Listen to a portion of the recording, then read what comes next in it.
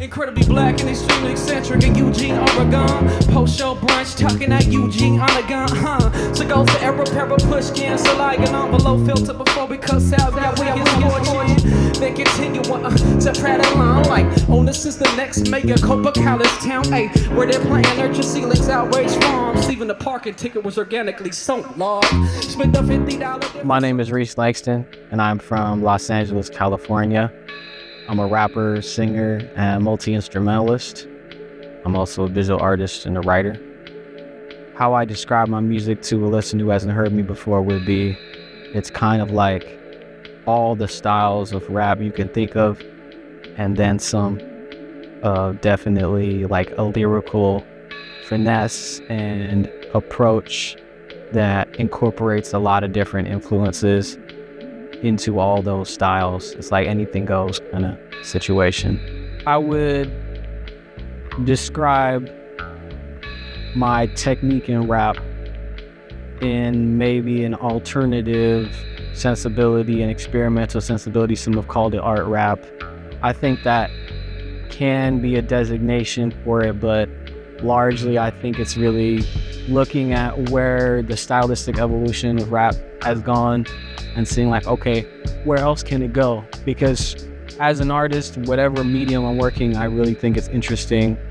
Where I'm interested is like the frontiers, but also the frontiers with a little swag on it too. I think that's something that sometimes is lost when people either see the words on my lyrics on paper or see the category of alternative experimental rap. Like it's doesn't have that that ability to bump it. But that's really important for me, is like there is no real, for me, distinction between the head and the body. There's a way to join them together, in movement and thinking. And when it comes to that, like my skill set being able to produce and play silver instruments, that's allowed me to be like, all right, I'm not necessarily confined by the strictures of a sound and therefore certain like association of language. And I think that's like true freedom, and that's what I like to practice. And I think it's really important, especially because all genres, contemporary pop genres and popular music around the world, really, in a large sense, comes from a lot of Black American music. To be a contemporary Black American artist working in what is considered rap music, it's like we should be able to do whatever we want, because it's literally like whatever, everything has been done, so therefore everything is available to go back and reach and bring forward. And I just try and practice that, like try and stay sharp and see like personally what I want to do too is important. So, it's what the hell I want to do sometimes. The primary inspirations in my art are, first and foremost, language as a expressionist tool.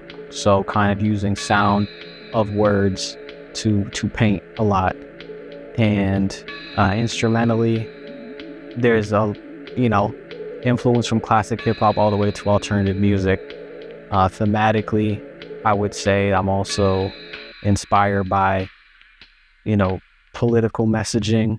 The homie described my music as like, I'm like the most sneak dissing political rapper to the system, because it doesn't really appear like that on top. But when you listen to it, it's like I'm really saying things about just kind of this nature of the world. I'm also really inspired by kind of culture, material culture, literature, video games, movies, things like that. What I meant by sneak dissing, by kind of having my own coded language that is my own way of expressing that to maybe the casual listener or the casual maybe fan or something might not appear like I'm talking about something at first. When you deeply maybe more listen to or inquired about the topics, you see that I'm maybe not even dissing, but just totally deconstructing what is like an agreed upon reality or an agreed upon consensus topic, and problematizing it, being like, maybe not. Maybe we shouldn't mess with that, you know? I think it's important for me to deconstruct realities because I often find myself really being perceived however someone else perceives me. And I've always been able to really see sometimes where people are coming from by the way they interact with me. And really questioning inherently, like, okay, where are we as people coming from? And I think conversations and windows and interacting with people can kind of reveal these certain ways that we hold on to certain ideas. And so just having the personal experience of really trying to, you know, like self-define, I think has gotten me to think deeply about just how I have acquired knowledge in general, and how knowledge is acquired in general, how we receive information. Like, how can I flip that? Like a sample, honestly. To stay inspired, I do several things. First and foremost, I think I really try and keep up on my reading and my learning. So learning doesn't have to necessarily be in a book. It can be, there's so much information, and we're just receiving that information, being open. You know, but really when I think about it, I try and approach just life and conversations really openly. And I think that, especially because I can be someone who just like stays inside conversations, and hearing what people say and where they're coming from can like activate in my head something that I was reading, or a video game I was playing, or you know, a thought I had on a walk. It's a way to recall stuff. So I see there's like a balance between my internal, maybe more introverted modes of leafing through things and trying to stay sharp, and then just encountering like the randomness of people. I think that's really cool. Just people are random, you know? They're inspiring that way. So I would say my upbringing influenced my art because I grew up with two parents who were working artists. And so that really has allowed me, that allowed me to see that following art was not necessarily all or nothing, right? Like, it's a lifestyle, it's hard work, and it's possible. It might not be as glamorous as it's made out to be, but art is like an essential part of life. It's a way to provide for yourself, and it's like realistic. It's every day.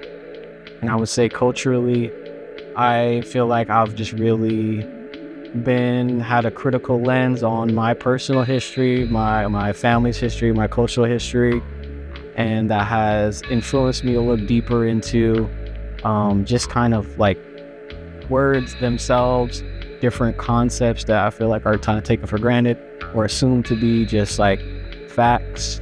And I would say that, yeah, I'm just understanding my unique story and how my unique story is also not that unique has been very instrumental in me just like doing what the hell I want with my art. My parents were theater artists and actors who also, you know, engaged in other forms of art like writing and music, but they earned money as working actors, not in any overwhelmingly famous capacity. But, you know, we rubbed shoulders with people who had that fame and that celebrity. And so that proximity and that reality, you know, I was just always kind of like around that kind of world. And they provided, you know, just the space for me to be like, well, you can take up the family trade or you can do something else. Just a message I share with the world is, I think, however you want to take it, you know, it's really cool to try. I think it's like, it's dope to make an effort, and you can apply that to whatever you think. But I think particularly as an artist, process and failure and seeing the other side of things, that's really how it translates for me. And there's a lot of ways to make things easier these days and act like, you know, be way too cool for it. But that's how you build, honestly, like grit, and that makes it tighter. So that's the message I would share. What you can see next from Rhys Langston is There are some features coming out on other artists' tracks, getting more beats out there placed on other artists' work. Definitely just dropped the album, Pale Black Negative, but I'm already cooking up 2-3 more projects, and we'll, see how those get spaced out.